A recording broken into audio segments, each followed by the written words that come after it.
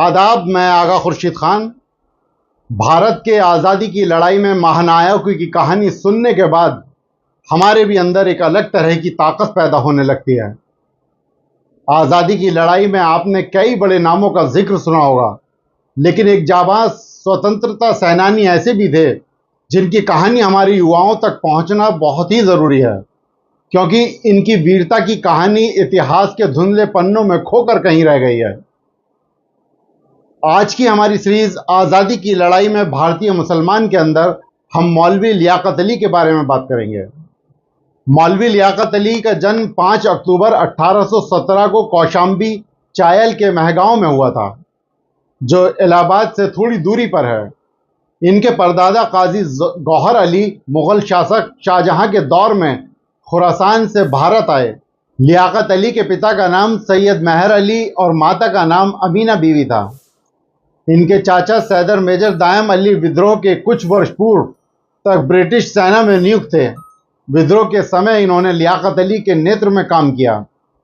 मौलवी लियाकत अली, उनके अंदर अंग्रेजी हुकूमत को लेकर बचपन से ही बहुत गुस्सा था, इसीलिए वे ब्रिटिश सेना में शामिल हुए थे और भारतीय सैनिकों के मन में ब्रिटिश विरोधी विचारों को शामिल करना शुरू कर दिया, जिसका अंदाज़ा ईस्ट इंडिया कंपनी के अधिकारियों को हो गया और उन्हें सेना से बाहर कर दिया गया। मौलवी लियाकत अली के अंग्रेजी सेना में भर्ती होने का मतलब ये था ताकि वह अंग्रेजी सेना की कार्यकुशलता और परीक्षण को देख सकें। अंग्रेजी सेना के कार्यकुशलता की जांच परख करके उन्होंने क्रांतिकारियों को परीक्षण देना शुरू किया। आपको जानकर हैरानी होगी कि मौलवी लियाकत अली का संबंध रानी लक्ष्मीबाई के परिवार से था। मौलवी लियाकत अली के पिता सैयद मेहर अली के छोटे भाई सैयद दयाम अली के ने चंचल बाई से शादी की थी, जो बनारस में रहने वाली झांसी की रानी लक्ष्मीबाई के पिता मोरोपंत तांबे की बहन थी। वह रानी लक्ष्मीबाई के लिए छोटी बहन या छबीली बहन जैसे प्यारे अल्फाजों का प्रयोग किया करते थे। 1857 की आज़ादी की लड़ाई की आग धीरे धीरे पूरे देश में लगने लगी थी। इसी को देखते हुए 7 जून से 16 जून 1857 को मौलवी लियाकत अली ब्रिटिश हुकूमत के खिलाफ जिहाद का नारा दिया और खुतबा पढ़ा। हिंदू मुस्लिम सभी लोगों ने इनको अपना अगवा माना और इनकी अगुवाई में अंग्रेजों के खिलाफ उठ खड़े हुए। लियाकत अली और उनके साथियों ने हरदोई जिले के सैंडी, बिलग्राम और पाली जैसे अलग अलग जगहों पर ब्रिटिश सरकार विरोधी अभियानों का सफलतापूर्वक नेतृत्व किया। मौजूदा वक्त के जमींदारों और इलाके के अन्य प्रमुख लोगों ने मौलवी को अपना पूरा समर्थन दिया और उन्हें अपने नेता के रूप में स्वीकार किया। मौलवी लियाकत अली ने आज़ाद फौज का गठन किया, जिनमें इलाहाबाद के सैनिक, जमींदार और पूरे इलाके के लोग शामिल थे। मौलवी साहब ने लोगों में देशभक्ति की भावना को जगाने के लिए आज़ादी के तराने लिखे, जिसे क्रांतिकारी हाथों में हरा झंडा लेकर गाते चलते थे।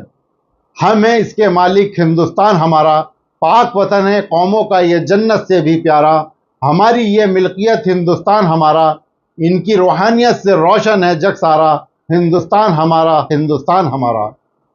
इसी बीच सिपाही विद्रोह मेरठ, दिल्ली और दूसरे इलाकों में शुरू हुआ और विद्रोह की गर्मी इलाहाबाद तक पहुंच गई।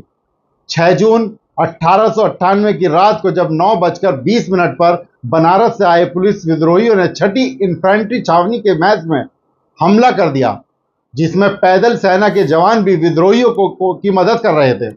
जान बचाकर भाग रहे अंग्रेज उस समय वहीं पर 30 लाख रुपए छोड़ गए। मौलवी लियाकत ने अपनी अगुवाई में विद्रोही सिपाहियों का भरोसा जीता और समदाबाद, रसूलपुर के मेवाती और कई ग्राम प्रधान के साथ मिलकर 7 जून 1857 को उन्होंने इलाहाबाद को अंग्रेजों से छीन लिया और अपनी सरकार चलाई। उन्होंने 2 व्यक्तियों सैफुल्ला और सुखराय को चायल परगना के तहसीलदार, 2 कोतवाल, 1 नायब और 2 व्यक्तियों को सेना अधिकारी नियुक्त किया और अंग्रेजों को पूरी तरह से इलाहाबाद से खदेड़ दिया। मौलवी लियाकत ने खुसरो बाग को अपना सेना की ट्रेनिंग का मुख्यालय बनाया, क्योंकि यह इलाहाबाद किले के पास शहर में एकमात्र गढ़ वाली बड़ी जगह थी, जिसकी दीवार किले की तरह ऊंची थी। इलाहाबाद में यमुना के किनारे अकबर के बनाए किले में 65 तोपें, 400 सिख सैनिकों की एक चौकी और 6ठी मूल निवासी इन्फेंट्री के 80 सैनिक थे। इलाहाबाद शहर पर कब्जा करते ही मौलवी लियाकत अली को खबर मिली कि उनकी बहन रानी लक्ष्मीबाई मुश्किलों में घिर गई हैं। उन्होंने अपनी बहन रानी लक्ष्मीबाई की मदद करने के लिए अपने मशहूर तोपची खुदा बख्श को इलाहाबाद से झांसी की रानी को मदद के लिए भेजा, जहां सिंधिया की गद्दारी की वजह से उन्हें युद्ध में शहादत मिली और खुदा बख्श झांसी की रानी की ओर से लड़ते हुए शहीद हो गए। झांसी की रानी लक्ष्मीबाई भी सिंधिया की गद्दारी की वजह से शहीद हो गईं, जिनकी शहादत को सुनकर मौलवी लियाकत ग्वालियर भागे और अंतिम संस्कार में छिपकर शामिल रहे। मौलवी लियाकत अली की हुकूमत के 10 दिन भी नहीं हुए थे कि 17 जून सन 1898 को अंग्रेजों ने इलाहाबाद को घेर लिया। इलाहाबाद में गड़बड़ी को रोकने में जनरल हैवलॉक की सहायता के लिए बनारस से लेफ्टिनेंट कर्नल नील और अधिक बलों के साथ इलाहाबाद किले में पहुंचे। कर्नल नील एक गुस्सैल और जालिम अंग्रेजी अफसर था।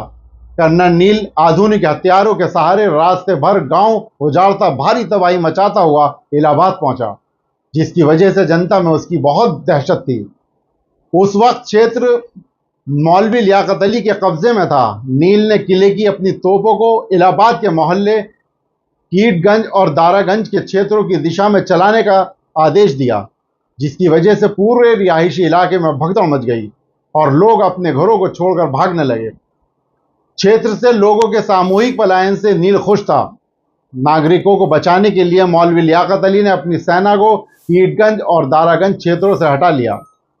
16 जून को नील ने अपने शक्तिशाली तोपखाने से खुसरो बाग पर तोपों से आक्रमण किया और भीषण लड़ाई हुई। नील ने सफलतापूर्वक खुसरो बाग पर कब्जा कर लिया। इस लड़ाई में सरदार रामचंद्र और उनके साथी अंग्रेजों से लड़ते हुए शहीद हो गए। संघर्ष इतना भीषण था कि चौक स्थित शहर कोतवाली से 500 मीटर दूर स्थित खुसरो बाग आने में अंग्रेजों को सुबह से शाम हो गई। लड़ाई की भीषणता का अंदाजा इससे लगाइए कि 3 महीने तक 8 गाड़ियां लगाकर सुबह से शाम तक लाशों को ढोया जाता रहा। नील ने मौलवी के नियुक्त तहसीलदारों और एक सिपाही को फांसी दे दी, लेकिन मौलवी लियाकत अली अंग्रेजों की पहुंच से बाहर थे। इस तरह इलाहाबाद को 10 दिनों के बाद अंग्रेजों ने फिर से हासिल कर लिया। नील ने गांवों को जलाना शुरू कर दिया और परवाह किए बिना मासूमों को विद्रोह की सजा देना शुरू कर दिया। लोगों को पेड़ों से लटका दिया गया। कई छोटे बच्चों को सिर्फ इसलिए फांसी पर लटका दिया गया क्योंकि वे ढोल पीट रहे थे और हाथों में उगते सूर्य का हरा सफेद झंडा लिए परेड कर रहे थे। इसके बावजूद इलाहाबाद के नाजिम, समदाबाद के मेवातियों और मौलवी लियाकत हुसैन के अन्य साथियों के साथ आज़ादी की आग जला रहे थे। ग्वालियर से वापसी पर मौलवी लियाकत अली कानपुर पहुंचे। वहां नाना साहब और उनके आदमियों से मुलाकात की। अंग्रेजों के 30 लाख रुपए से बिठूर में नाना जी के साथ आगे की योजनाओं पर चर्चा की और ब्रिटिश हुकूमत से संघर्ष जारी रखने का फैसला किया। उनके इलाहाबाद से जाने के बाद से उनको इलाहाबाद और आसपास के गांवों में नील के अत्याचारों की खबर हर दिन मिल रही थी। मौलवी लियाकत अली से इलाहाबाद में अत्याचार की खबर सुनकर नाना ने बदला लेने का फैसला किया। इस बीच कानपुर में लड़ाई छिड़ गई और इस लड़ाई में नाना साहब अंग्रेजों से हार गए। कानपुर में लड़ाई हारने और नाना के नेपाल भागने के बाद मौलवी लियाकत अली ने उत्तरी भारत में अपनी गतिविधियों को जारी रखा। कुछ समय बाद उन्होंने भोपाल और सूरत होते हुए दक्षिण पश्चिम की यात्रा की। वे सूरत से लगभग 10 किलोमीटर दूर लाजपुर में रहने लगे। लियाकत अली ने लाजपुर में स्वतंत्रता के लिए ब्रिटिश राज के खिलाफ गतिविधियों का अपना नया केंद्र बनाया। अपना नाम बदलकर मौलवी लियाकत अली पूरे 15 वर्षों तक अंग्रेजी अधिकारियों को चकमा देते रहे और ब्रिटिश हुकूमत के खिलाफ लड़ते रहे। 1872 में मौलवी लियाकत अली के 2 साथियों ने मुखबिरी की और मौलवी लियाकत अली को बॉम्बे रेलवे स्टेशन पर एक ब्रिटिश पुलिस अधिकारी स्टाइल द्वारा गिरफ्तार किया गया। उन्हें इलाहाबाद लाया गया और जिला एवं सत्र न्यायाधीश की अदालत में मुकदमा चलाया गया। 24 जुलाई 1872 के फैसले में मौलवी लियाकत ने ईमानदारी से स्वीकार किया कि उन्होंने ब्रिटिश राज के खिलाफ क्या किया है और इस पर उनको गर्व है। उन्हें अंडमान की जेल में आजीवन कैद की सजा काटने के लिए भेजा गया, जहां वे 20 साल अंडमान जेल में अंग्रेजों के जुल्म को सहते हुए 17 मई 1892 को मृत्यु को प्राप्त हो गए। मौलाना के नाम पर दशक भर पहले तक लोग गर्व करते थे, लेकिन युवा पीढ़ी जांबाज क्रांतिकारी को भूल चुकी है। उनकी याद में ना कोई सड़क है और ना ही स्मृति स्थल। वे गुमनामी में खो चुके हैं। क्रांतिकारी मौलाना लियाकत अली खान के नाम पर ऐसा कुछ नहीं है कि लोग याद रख सकें। मुस्लिम टुडे ऐसे जांबाज को खिराज अकीदत पेश करता है। दोस्तों, आपको हमारी वीडियो कैसी लगी हमें कमेंट्स बॉक्स में ज़रूर बताएं और अगले रविवार फिर किसी नए क्रांतिकारी के साथ मुलाकात होगी। तब तक के लिए मुझे इजाज़त दीजिए। खुदा हाफिज़।